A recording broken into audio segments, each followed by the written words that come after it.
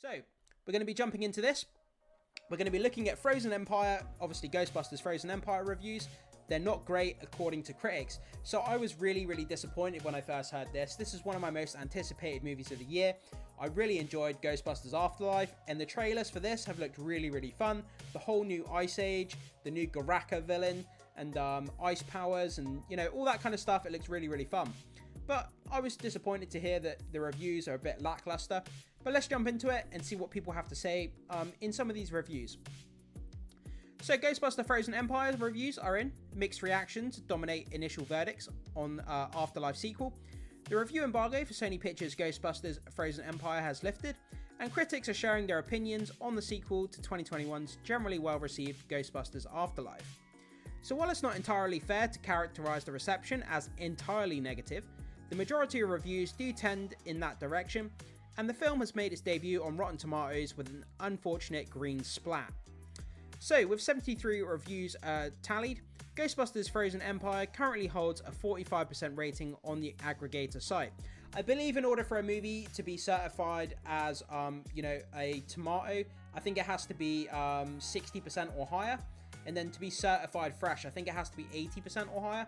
I may be incorrect on that, but I know in order for it to be a splat to a tomato, it has to be 60%. I know that's the threshold. So it's missing the threshold by 15%, which is unfortunate. But let's dive in. So explore the reviews and reactions further through the links provided below. So we got some reviews here from the Ghostbusters Frozen Empire and the people that have seen it.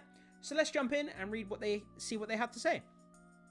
So from Scott J. Davis, there's lots of fun with Ghostbusters Frozen Empire, but its focus is in all the wrong places. It's overstuffed with too many ideas that don't gel, and the dialogue is poor. Still, Grace and Rudd provide strong turns and is more reminiscent of the cartoon series in its tone.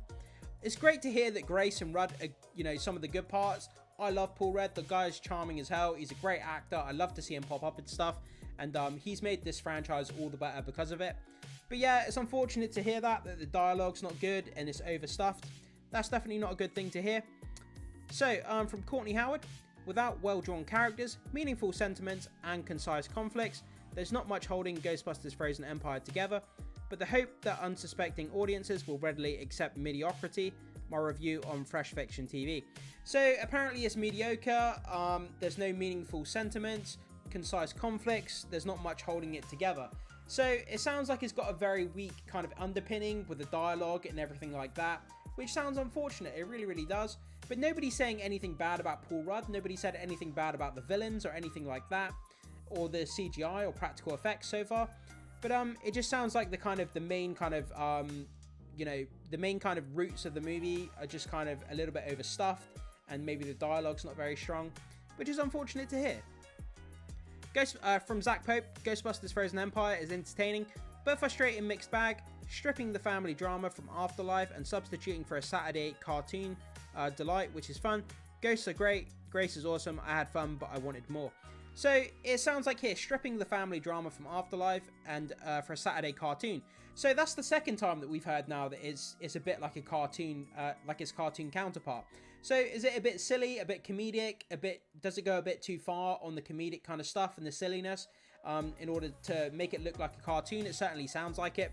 But when they're stripping away the family drama, that doesn't sound too good. Having the family drama kind of put in there, I think is kind of cool. It kind of grounds the story a little bit more with that kind of family connection and playing off of each other. So that's disappointing to hear as well. What I didn't enjoy it as much as Ghostbusters Afterlife, I know I'm an outlier here, I still had fun with Ghostbusters Frozen Empire. So yeah, it sounds like here, it's not the worst thing ever, it's not the best thing ever. They didn't, the sentiment seems to be that it's not as good as Afterlife, but people are kind of getting a little bit of enjoyment, but it's a bit of a lackluster movie in terms of what people were expecting. So onto this one, Ghostbusters Frozen Empire feels like it's trying to cram 3 movies into one. The main villain's design is awesome, and Kamal Nanjiani is hilarious, but the story and dialogue are weak, the main cast feels underutilized, and they don't explore the new revelations on a deeper level. The main cast feels underutilized. So that's not good. If they're underutilized and, some of the other reviews have also said the dialogue is quite weak. So it sounds like the family drama isn't there, the connections between the family members just aren't there, it's underutilized, it's weak dialogue, the story isn't good. But again, it doesn't say anything bad about CGI. It doesn't say anything bad about, you know, the main the villain or anything like that. It just seems to be focused on the dialogue, the kind of the family connection and stuff like that. But it's a shame to hear this, because like I said, I was so excited to see this, and it's kind of put a damper on it now, I have to be honest. So Ghostbusters Frozen Empire succeeds from a nostalgic standpoint, but the inciting incident doesn't make complete sense, and the resolution even less. The whole felt inconsequential and just another excuse to use these actors while they're still willing to put on the suit again. So it sounds like, from this review, from what I'm gathering, it sounds like the OG cast was shoehorned into the movie, and it doesn't feel like it makes sense for them to be there. It doesn't make complete sense, and the resolution even less. So it doesn't sound like they stuck the landing either. So there's a lot of complaints across the board with weak dialogue, weak character connections, stripping the family drama. You know, the fact the OG cast are there doesn't necessarily make sense. And it sounds like from this review, like I already said, that they didn't stick the landing on the movie either. So all around, it just sounds like there's just weak premise, weak dialogue, kind of everything just a little bit weak, doesn't coalesce much. And that one review that said they're trying to cram 3 stories into one as well, a bit overstuffed.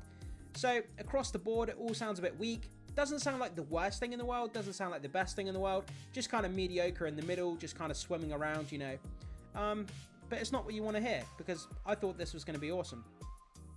So here we've just got the synopsis for the movie. Everybody knows it. Iconic city firehouse. You know, obviously the death chill, Ghostbusters new and old must join forces to protect their home. We've got Garaka, the new ice villain. The Ice Age is coming. We all kind of know the story, so I'm not going to go into all of that. Directed by Gil Keenan. Are you looking forward to the new Ghostbusters movie? Drop a comment below. I was looking forward to it. I'm still going to watch it, but you have to admit, when you see reviews like this coming out that are a bit lackluster, again, not saying it's the worst thing in the world, not saying it's the best thing in the world, but kind of sitting in the middle, mediocre, and it doesn't sound as though people are enjoying it as much as what they did with Afterlife, which is a shame. But you know, everybody, you know, art hits everybody in different ways, so I may enjoy it more than what these people did. They may not like it as much as what I do, so you never know. I could go and have the best time of my life, but you can only find out by watching the movie. But it's definitely kind of decreased my excitement, I can't lie. It definitely would when you hear these kind of reviews.